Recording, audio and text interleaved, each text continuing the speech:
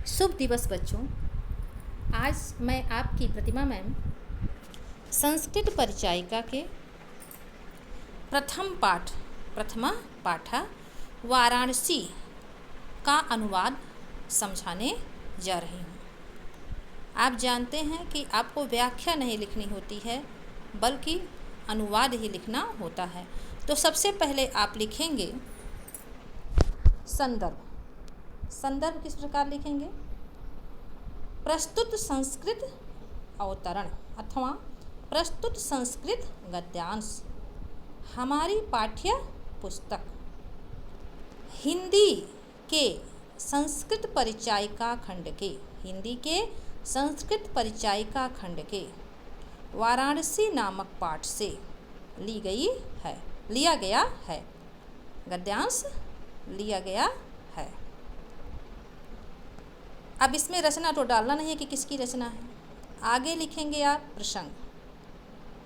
प्रस्तुत अवतरण में मैं आपको पूरा पाठ समझाऊंगी। आप इसको टुकड़े टुकड़े में भी कर सकते हैं, जैसे वाराणसी सुविख्याता डैश डैश बहुप्रशंसन्ति। इसी तरह से आप पूरे को अलग अलग भाग में भी करके कर सकते हैं और एक साथ भी कर सकते हैं, लेकिन डैश डैश डाल के ज़रूर लिखिएगा कहाँ से कहाँ तक आपने अनुवाद लिखा है। तो फिर आप प्रसंग लिखेंगे। प्रसंग में कुछ नहीं, बस एक लाइन लिखिएगा। प्रस्तुत संस्कृत अवतरण में, ये पूरे पाठ का है। प्रस्तुत संस्कृत अवतरण में वाराणसी नगर की शोभा का वर्णन प्रस्तुत किया गया है। ये आपका हो गया प्रसंग। तो अब आइए पूरा ध्यान लगाइए अनुवाद कार्य पे। तो वाराणसी सुविख्याता प्राचीना नगरी। वाराणसी सुविख्याता प्राचीना नगरी। वाराणसी सुविख्यात सुप्रसिद्ध प्राचीन नगर है। वाराणसी सुप्रसिद्ध प्राचीन नगर है। यह विमल सलिल तरंगाया, यह निर्मल जल की लहरों वाले, विमल निर्मल सलिल जल, तरंगों वाले या लहरों वाले, निर्मल जल की लहरों वाले, गंगायाः कूले स्थिता, गंगा के कूले किनारे पर स्थित है। गंगा के कूले अथवा गंगा के तट पर स्थित है। अस्याः घट्टानां वलयाकृतिः पंक्तिः धवलायां चंद्रिकायां बहु राजते। अस्यायाः घट्टानां, अस्यायाः इसके, घट्टानां घाटों की वलयाकृति गोलाकार, पंक्तियाँ कतारें, धवलायाम श्वेत चंद्रिकायाम चांदनी में, बहुराजते बहुत सुशोभित होती हैं, बहुत सुशोभित होती हैं। अगणिताः पर्यटकाः अनगिनत, अनगिनत पर्यटक सुदेरेभ्यः देशेभ्यः दूर देशों से, नित्यम सुदूर बहुत दूर दूर के देशों से, नित्यम अत्र आयान्ति प्रतिदिन यहाँ आते हैं, आयान्ति आते हैं। देखिए बीच में यहाँ पे चा डालना है। चा अस्या घट्टा नाम, ये चा मतलब और होता है, तो चा को आगे मिला दिया जाता है। अस्याह घट्टा नानांच, और इसके घाटों की, सुदूर देशों से, दूर दूर के देशों से, रोज अर्थात प्रतिदिन यहाँ आते हैं। और च घट्टानांच, और अस्याह इसके घाटों की शोभा को बिलोक के देखकर, इमाम इसकी बहु प्रशंसन्ति इसकी बहुत प्रशंसा करते हैं। तो आगे बढ़ा जाए। देखिए आगे लिखा है वाराणसी, इसका कुछ मतलब नहीं है, यहाँ से देखिए। वाराणस्याम प्राचीन कालादेव गेहे गेहे विद्यायाम दिव्यः ज्योतिर्द्योतते। जो ये वाराणसी है, हमको लग रहा है ये मिसप्रिंट हुआ है, आपका अवतरण यहाँ से शुरू हुआ है। वाराणस्याम अध्ययनम प्रचलति। तो वाराणस्याम प्राचीन काला देव, वाराणसी में प्राचीन कालादेव, प्राचीन काल से ही, गेहे घर घर में। वाराणसी में प्राचीन काल देव, प्राचीन कालाद एव, प्राचीन काल से ही, गेहे गेहे घर घर में, विद्यायाः, विद्या का, दिव्य ज्योति, दिव्य प्रकाश, द्योतते प्रकाशित हो रहा है, दिव्य अलौकिक प्रकाश द्योतते प्रकाशित हो रहा है। वाराणसी में प्राचीन काल से ही घर घर में विद्या का दिव्य अलौकिक प्रकाश प्रकाशित हो रहा है। आप इसको ऐसे भी कह सकते हैं, वाराणसी, खैर वो सही नहीं पड़ेगा, वाराणसी के प्राचीन काल नहीं, वाराणसी में प्राचीन काल से ही, गेहे गेहे घर घर में ही विद्या का दिव्य प्रकाश प्रकाशित हो रहा है। अधुना अपि, आज भी, अत्र यहाँ, अधुना अपि, आज, अधुना मतलब आज अपि भी, अत्र यहाँ, संस्कृत वाग्धारा, संस्कृत वाग अर्थात वाक, वाणी की धारा, संस्कृत वाणी का प्रवाह, संस्कृत वाणी की धारा, सततम निरंतर, सततम मतलब निरंतर, प्रवहति प्रवाहित हो रही है। चा जनानाम ज्ञान, चा को आगे लाएंगे, लिखा है जनानाम ज्ञानांच, तो प्रवाहित हो रही है, और जनानाम लोगों के ज्ञान को वर्धयत बढ़ा रही है। अत्र अनेके आचार्या, यहाँ अनेक आचार्य, मूर्धन्या विद्वांसः वैदिक वाङ्मयस्य अध्ययने अध्यापने च इदानीं निरताः। यहाँ अनेक आचार्य और श्रेष्ठ विद्वान वैदिक साहित्य के अध्ययन और अध्यापन में, वैदिक वाङ्मय, वैदिक साहित्य के अध्ययन और अध्यापन में, इदानीम इस समय, निरताः लगे हुए हैं। फिर से देख लीजिए, अत्र यहाँ अनेके अनेक, आचार्या शिक्षक, मूर्धन्या श्रेष्ठ, विद्वांस विद्वान, श्रेष्ठ विद्वान, वैदिक वाङ्मयस्य वैदिक साहित्य के अध्ययन और, चा डाल देंगे बीच में, अध्ययन और अध्यापन में, इदानीम इस समय, निरताः लगे हुए हैं। न केवलम भारतीय, न केवल भारतीय, अपितु बल्कि वैदेशिका, विदेशी भी, गीवाणवाण्या, यहाँ पे भी नहीं लगा है लेकिन जोड़ना पड़ेगा, विदेशी भी, गीवाणवाण्या, देववाणी, गीवाणवाणी अर्थात देववाणी, संस्कृत के, देववाणी संस्कृत को ही कहा गया है, देववाणी अर्थात संस्कृत के, अध्ययनाय अध्ययन के लिए, अत्र आगच्छन्ति यहाँ आते हैं, अत्र यहाँ आगच्छन्ति आते हैं। चा को आगे लाएंगे, च निःशुल्क विद्या गृह्णान्ति, और निःशुल्क, बिना शुल्क की विद्या को ग्रहण करते हैं, बिना शुल्क दिए विद्या को ग्रहण करते हैं। अत्र हिंदू विश्वविद्यालयः, संस्कृत विश्वविद्यालयः, काशी विद्यापीठम् इत्येते त्रयः विश्वविद्यालयाः सन्ति, येषु नवीनानां प्राचीनाञ्च ज्ञानविज्ञानविषयाणाम् अध्ययनं प्रचलति।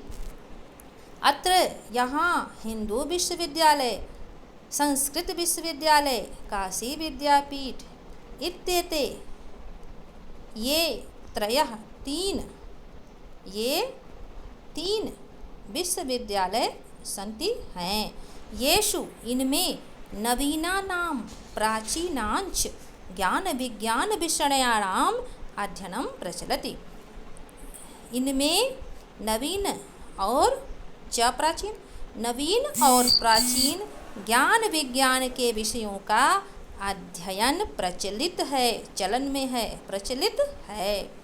एषा नगरी भारतीय संस्कृतेः संस्कृत भाषायास्य केंद्र स्थलम अस्ति।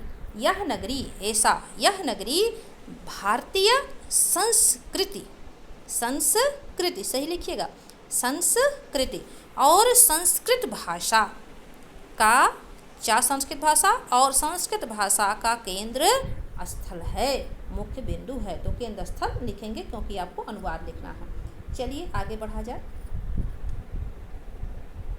इत एव संस्कृत वाङ्मयस्य संस्कृतेश्च आलोकः सर्वत्र प्रसिद्धः।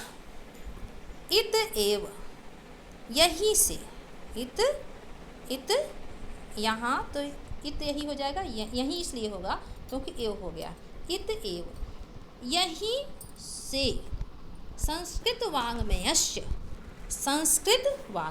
संस्कृत साहित्य और संस्कृत का आलोक, संस्कृत भाषा का आलोक, संस्कृत भाषा का प्रकाश सर्वत्र प्रसिद्धः, सब जगह फैला। मुगल युवराजः दारासिकोवः अत्रागत्य भारतीय दर्शन शास्त्राणाम् अध्ययनम् अकरोत्। मुगल युवराज दारासिकोव ने अत्र आगत्य, यहाँ आकर भारतीय दर्शन शास्त्रों का अध्ययनम अकरोत्, अध्ययन किया। आप लोग कहेंगे अध्ययनम, अध्ययनम नहीं, अध्ययन, अध्ययन 2 बार होता है, तो अध्ययन किया। सा तेषाम ज्ञानेन, सा तेषाम, सह मतलब वह, तेषाम उनके ज्ञान से, सह वह उनके, तेषाम उनके ज्ञान से, तथा प्रभावितः इतना प्रभावित हुआ, तथा इतना, यहाँ तथा मतलब और नहीं है, तथा इतना प्रभावित अभवत हुआ, यत कि तेन उसने उपनिषदाम अनुवाद पारसी भाषायां कारितः, उपनिषदों का अनुवाद फारसी भाषा में कराया। पारसी अर्थात फारसी, तो फारसी भाषा में कराया। इयं नगरी विविध धर्माणाम संगम स्थली, यह नगरी विविध धर्मों की संगम स्थली है। यह नगरी विविध धर्मों की, विभिन्न प्रकार के धर्मों की संगम स्थली है। महात्मा बुद्धः तीर्थंकरः पार्श्वनाथ शंकराचार्य कबीरः गोस्वामी तुलसीदासः अन्ये च बहवः महात्मानः अत्रागत्य स्वीयान् विचारान् प्रसारयन्। इयं नगरी, यह नगरी विभिन्न प्रकार के धर्मों की संगम स्थली है। महात्मा बुद्ध, तीर्थकर पार्श्वनाथ शंकराचार्य, कबीरदास, गोस्वामी तुलसीदास, चा अन्य और दूसरे, चा और अन्य दूसरे, अन्य बहवः बहुत से महात्माओं ने अत्रागत्य यहाँ आकर स्वीयान, अत्रागत्य यहाँ आकर स्वयं के विचारों का प्रसारण फैलाया, मतलब अपने विचारों का प्रचार प्रसार किया। तो अन्य चा से देखिए, गोस्वामी तुलसीदास और दूसरे बहुत से महात्माओं ने अत्रागत्य यहाँ आकर स्वयं के मतलब अपने, अत्रागत्य यहाँ आकर अपने विचारों का प्रसार किया, अपने विचारों को फैलाया। ना केवलम दर्शने, ना केवल दर्शन साहित्य धर्म अपितु बल्कि, न केवल दर्शन साहित्य धर्म अपितु बल्कि कला क्षेत्रे अपि, कला के क्षेत्र में भी यम नगरी विविधानां कलानां शिल्पानांच कृते लोके विस्तृताः। न केवल दर्शन साहित्य धर्म बल्कि कला क्षेत्र में भी यह नगरी विभिन्न प्रकार के कलाओं, चा शिल्पान और शिल्प कलाओं के लिए, कृते के लिए, लोके संसार में विस्तृता प्रसिद्ध है। फिर से देख लीजिए, न केवल दर्शन साहित्य धर्म बल्कि कला क्षेत्र में भी यह नगरी विभिन्न प्रकार के कलाओं और शिल्पों, चा शिल्पान और शिल्पों, कृते के लिए, लोके विस्तृता संसार में प्रसिद्ध है। अत्र कौशे साटिकायाः देशे देशे सर्वत्र स्पृहन्ते। यहाँ की कौशेय साटिका, कौशेय अर्थात रेशमी साटिकाः साड़ियाँ, रेशमी साड़ियाँ देशे देशे प्रत्येक देश में, हर देश में, सर्वत्र सब जगह, स्पृहन्ते प्रत्येक देश में सर्वत्र सब जगह स्पृहन्ते पसंद की जाती हैं। अत्रत्याः प्रस्तर मूर्तयः प्रथिताः, यहाँ की प्रस्तर मूर्तियाँ, पत्थर की मूर्तियाँ प्रथिताः प्रसिद्ध हैं। यम निजा, यह अपने प्राचीन परंपराओं का, यम निजा यह अपने प्राचीन परंपराओं का, इदानीम अपि अब भी, परिपालयति पालन कर रही है। यह अपने प्राचीन परंपराओं का अब भी पालन कर रही है। तथैव गीयते कविभिः, तथैव तथैव इसीलिए कवियों ने गीत गाया है। मरणं मंगलम यत्र विभूतिश्च विभूषणम, कौपीनम यत्र कौशेयम सा काशिकेन मीयते। मरण मंगलम यत्र, तो यत्र मरण मंगलम, यत्र को आगे कर देंगे। यत्र मतलब जहाँ, जहाँ मरण भी, जहाँ पर मृत्यु भी मंगलकारी है, जहाँ पर मृत्यु भी मंगलकारी है। विभूतिश्च विभूषणम, और जहाँ विभूति ही, और जहाँ विभूति ही अर्थात भस्म ही विभूषण है, अलंकार है, आभूषण है, और जहाँ विभूति भस्म ही आभूषण है। कौपीनम यत्र कौशेयम, यत्र जहाँ, कौपीनम लंगोट ही, कौपीनम मतलब लंगोट, जहाँ कौपीनम लंगोट ही, कौशेयम रेशमी वस्त्र है, सा काशी उस काशी की, सा काशी उस काशी को, केन मीयते किससे मापा जा सकता है, अर्थात उस काशी की तुलना किससे की जा सकती है।